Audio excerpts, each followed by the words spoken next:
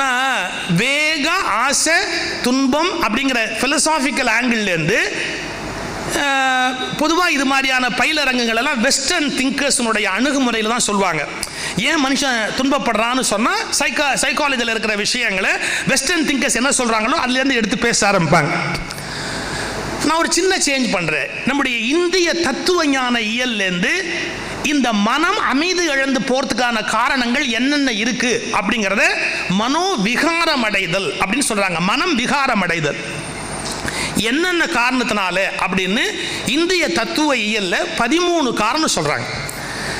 நம்முடைய மனசு ஏன் விகாரம் அடையுது அப்படிங்கிறதுக்கான ஒரு 13 காரணம், என்னென்ன ஏற்படும் போது மனசு இப்படி விகாரம் ஆயிடுது அப்படின்னு. முதல் விஷயம் ராகம்.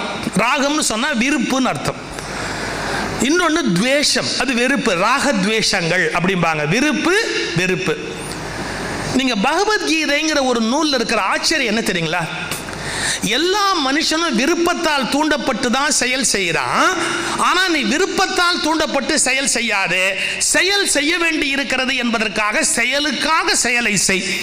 இது இந்திய தத்துவ ஞான இயல் உலகத்துக்கு கொடுத்த பெரிய கொடை. ஏன்னா கழுதைக்கு கேரட் காட்டின மாதிரி இது உனக்கு கிடைக்கும் அப்படின்னு ஒரு விருப்பத்தில் தூண்டினாதான் ஒரு காரியத்தை நம்ம செய்வோம். ஆனால் பகவத்கீதை அர்ஜுனனை பார்த்து உனக்கு ராஜ்யம் கிடைக்கும் இதை செய்யன்னு சொல்லலை. இந்த நோக்கம் உனக்கு என்னென்ன கிடைக்குங்கிறதுக்காக இதை செய்யன்னு சொல்லலை.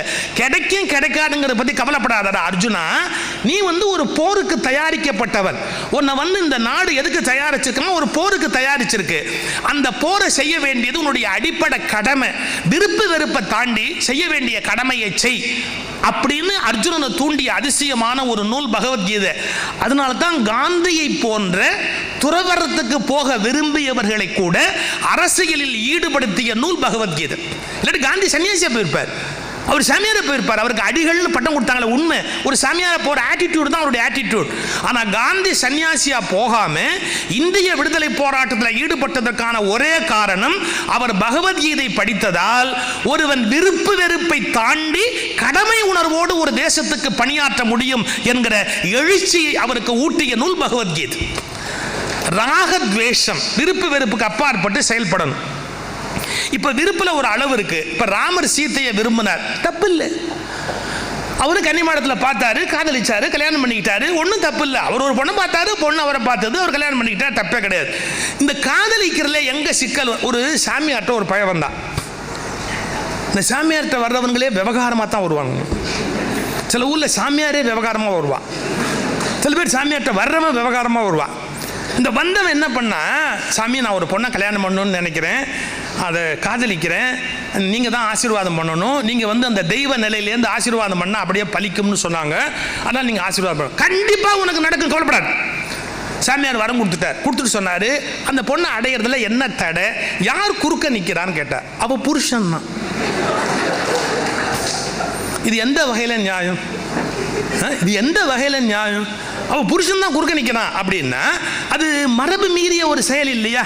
அப்போ ராமர் சீத்தை மேல ஆசை வச்ச வரைக்கும் தப்பு இல்லை. ஆனா ராவண சீத்தை மேல ஆசை வைக்கும் போது தப்பா போயிடுச்சா இல்லையா? அப்போ ஆசைக்கு ஒரு அணை கட்டணும், ஒரு எல்லை கட்டணும். இந்த ராகம் அப்படிங்கிற விருப்பை நிர்வாகம் பண்ண தெரியணும். அதை எப்படி நிர்வாகம் பண்ணலாம், நம்ம அளவுக்கு என்ன செய்யலாம், என்ன செய்யக்கூடாது அப்படிங்கிற ஒரு கோணத்தில் இருக்கணும். எல்லா விஷயத்தையும் சொல்ல முடியாது, ஆனால் சொல்லாமையும் போக முடியாது. ஒரு மனிதர் ஒரு பொண்ணை அடையணும்னு நினைக்கிறார். ஆனால் அந்த பொண்ணு அவர்கிட்ட இல்லை, இன்னொருத்தட்ட இருக்கு. நான் இப்பெல்லாம் பேசுறேன்னு தப்பா நினைக்காதீங்க. தப்பா நடக்குது நான் பேசக்கூடாது. அவருக்கு அந்த பொண்ணை அடையணும்னு விருப்பம். அந்த பொண்ணு இன்னொருத்தட்ட இருக்குது. இவங்க 2 பேருமே ஃப்ரெண்ட்ஸு. ஆனால் சொல்றாரு, அது விட்டுருப்பா, நம்மகிட்ட விட்டுருப்பா, நம்ம கொடுத்துருப்பா, இது எக்ஸ்சேஞ்ச் மாதிரி கொடுத்துருப்பா அப்படி. அவர் சும்மா இருந்திருக்கலாம். அந்த பொண்ணை பற்றி ரொம்ப பிரமாதமாக சொன்னார். அது நெருப்பு, அது நெருப்பு, நடக்காது, நெருப்பு அப்படி. இவன் அதே குறிக்கோளாக இருந்தான். அது எப்படியாவது கவுத்துணும்னு முடிவு பண்ணான். ஒரு நாள் கரெக்டாக கவுத்துட்டான். அதோட இருக்கும்போது அவருக்கு ஃபோன் பண்ணி சொல்கிறான், இப்போ எங்கே இருக்கிறேன்னு கேட்டான். நெருப்பை அணைச்சிக்கிட்டு இருக்கிறேன்னா. எவ்வளவு பெரிய சிக்கல் நடந்து தெரியுமா? அதனால ஏற்பட்ட பிரிவு, ஏக்கம், சண்டை பயங்கரமா போய் முடிச்சு. அட எவனோ யாரோடையோ இருந்துட்டு போறான். இந்த உலகத்துல நமக்கு என்ன வந்தது? பாருங்க, தான் ஒன்றை அடைய வேண்டும் என்கிற எண்ணம் இல்லாமல் இன்னொருவரிடத்தில் இருப்பதை அடைய வேண்டும் என்கிற கீழ்த்தரமான எண்ணம் வருகிற போது அது மிகப்பெரிய சிக்கலையும் துக்கத்தையும் உலகத்துக்கு கொண்டு வருகிறது. அப்ப ஏதோ ஒன்று அடையணுங்கிறதுல பெரிய தவறு கிடையாது. ஆனா அதே சமயத்தில் இன்னொருவனிடத்தில் இருப்பதை நான் அடையணுங்கிற போது அந்த ராகம் மனோவிகாரமாக மாறுகிறது. அதாவது அந்த விருப்பு அப்படிங்கிறது விருப்பினுடைய பிழையான பகுதிக்கு போயிடுது. அடுத்தது துவேஷம். துவேஷம்ங்கிறது வெறுப்பு. நான் புராணத்திலேருந்து உதாரணம் சொல்லிட்டு வரேன், அப்புறம் நம்முடைய லைஃப்லேருந்து நீங்கள் உங்களுக்கு வேண்டிய உதாரணம் பக்கத்தில் கிடைக்கும். நான் புராணங்கள்லேயே சொல்கிற உதாரணம் கொஞ்சம் தள்ளி இருக்கும். இப்போ நான் ராவணன் சொன்னா ராகத்துக்கு இப்போ பாருங்கள், துவேஷம் வெறுப்பு. இன்னொரு கதை இருக்குது, அதே ராமாயணத்தில் வருது. இரணியன்னு ஒரு கேரக்டர் வருது. இந்த இரணியனுக்கு ஹரி அப்படிங்கிற நாராயணன் மேலே ஒரு வெறுப்பு. அவர் என்னங்க தப்புன்னாரு? அவர் மேல நீ வெறுப்படைகிறதுக்கு என்ன தப்பு பண்ணாரு? அவரு என்னமோ இருக்கிறார், சங்கு சக்கரத்தோடு இருக்கிறாரு, அவருக்குன்னு ஒரு ஏதோ வைகுந்தமா ஒரு உலகமா, அவர் அழகா இருக்கிறாரா, அவர் ஆட்சி பண்றாரா, என்னமோ போயிட்டு போறார். நமக்கு என்ன வந்தது? இந்த இறைவனுக்கு என்ன பிடிக்காதுன்னா அவன் பேரை சொன்னா பிடிக்காது. இவனுக்கு உலகம் இருக்கு, ஆட்சி இருக்கு, எல்லாத்துக்கும் மேலான பவர் இருக்கு, சௌக்கியமா இருந்து சௌக்கியமா போலாம்.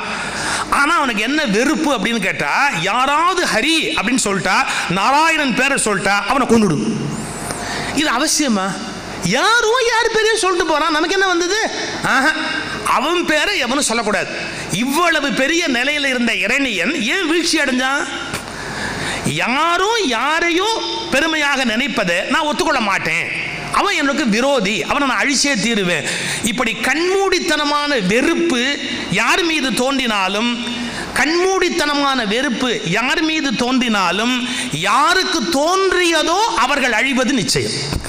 ஏன்னா யார் மேல தோணுதோ அவன் அழிவான்னு சொல்ல முடியாது. யாருக்கு தோன்றியதோ அவர்கள் அழிவது நிச்சயம்.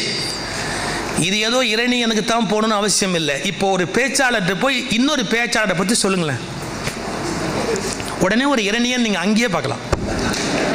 சார் அவர் ரொம்ப பிரமாதம் பேசிட்டார், கீழ்ச்சுட்டார், ரொம்ப கீழ்ச்சுட்டார், அந்த ஆள் ஒன்றும் படிக்கல, அதையும் படிக்கல, இதையும் படிக்கல, சும்மா பேசிட்டு தெரியுதா? பெரிய விஷயமா அது? உனக்கு என்ன நஷ்டம்? உனக்கு வர்ற கூட்டம் வருது, உனக்கு கிடைக்கிற சில்லறை கிடைக்குது, உனக்கு இதுக்கு மேல வச்சுக்கிறதுக்கு இடமும் இல்லை, அவ்வளவு பணமும் வச்சிருக்கிற, அப்புறம் இன்னும் என்ன? அவன் சம்பாரிச்சா உனக்கு என்ன வைத்து எரியுது? பாருங்க, மனிதர்கள் தனக்கு என்ன வருதுங்கிறத பத்தி கவலைப்படல, இன்னொருத்தனுக்கு புகழ் வருதுன்னா இவனால தாங்க முடியல. அளவு கடந்த வெறுப்பு, அதன் காரணமாக பகை அதிகமாகுது. இதெல்லாம் மனம் விகாரம் அடைகிற நிலை. அதனால மனம் அமைதியை இழக்குது. இந்த ராக துவேஷத்துக்கு அடுத்தாப்புல இன்னும் ரெண்டு சொல்றா. அது என்னன்னா காம குரோதம். காமம்னா விருப்பு. நம்ம காமம்ங்கிற வார்த்தையை வேற மாதிரி அர்த்தம் பண்ணியிருக்கிறோம். வெறும் சிற்றின்பத்தில் நாட்டமுடைய ஆண் பெண் தொடர்பு பற்றி மட்டுமே காமத்தை பேசி கொண்டிருக்கிறோம். காமம்னா அப்படி பொருள் இல்லை. நீங்க எதை மேல ஒரு ஆசையை கொண்டு போய் வச்சாலும் அதனால வரக்கூடிய துன்பம் வரத்தான் செய்யும். திருவள்ளுவர் எழுதுறாருல, நீங்க எந்த ஒரு பொருள் மேல உங்களுக்கு ஆசை இருந்தாலும், சார் ஒரு பொருள் எனக்கு பயன்படுங்கிறதுக்காக நான் அது மேல விருப்பம் வச்சா தப்பு கிடையாது சார். இப்போ நான் ஒரு கார் வாங்குறேன். ஏன் கார் வாங்குறேன்? நான் 10 இடத்துக்கு போகணும், ஆனால் எனக்கு கார் வேணும். அந்த கார் கொஞ்சம் வசதியா இருக்கணும், நான் ஏறத்துக்கு இறங்கிறதுக்கு பயணம் பண்ணுறதுக்கு சிரமம் இல்லாமல் இருக்கணும். யாரோ ஒருத்தர் கூட வந்தால் வாங்க உட்காருங்க அப்படின்னு. இப்போ நான் ஒரு மாருதி வாங்கி எனக்கும் கஷ்டம் அதுக்கும் கஷ்டம். அந்த மாருதிலையும் ஒரு சின்ன ஒரு மாருதி இருக்கு, அதில் என்னால் மடிஞ்சு உட்காரவே முடியாது. என்னை மடிக்கிறதே ரொம்ப கஷ்டம். அது உள்ளே போய் மடிச்சு நீ உட்காந்துக்க அப்படின்னா உட்காந்து ஒரு 100 கிலோமீட்டர் நான் பயணம் பண்ண முடியுமா? முடியாது. அப்போ நான் என்ன யோசிக்கலாம்?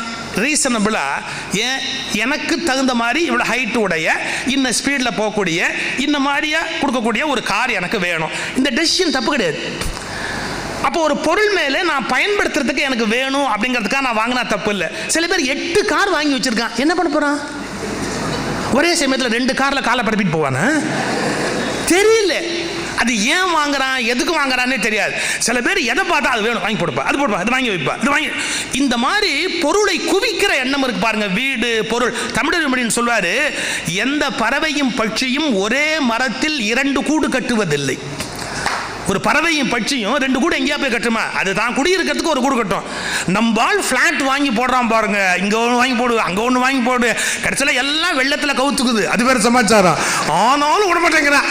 அதுல ஒரு சௌரியம் சார்ந்தா, நிவாரண நிதியாவது கிடைக்கும் சார் அப்படிங்கிற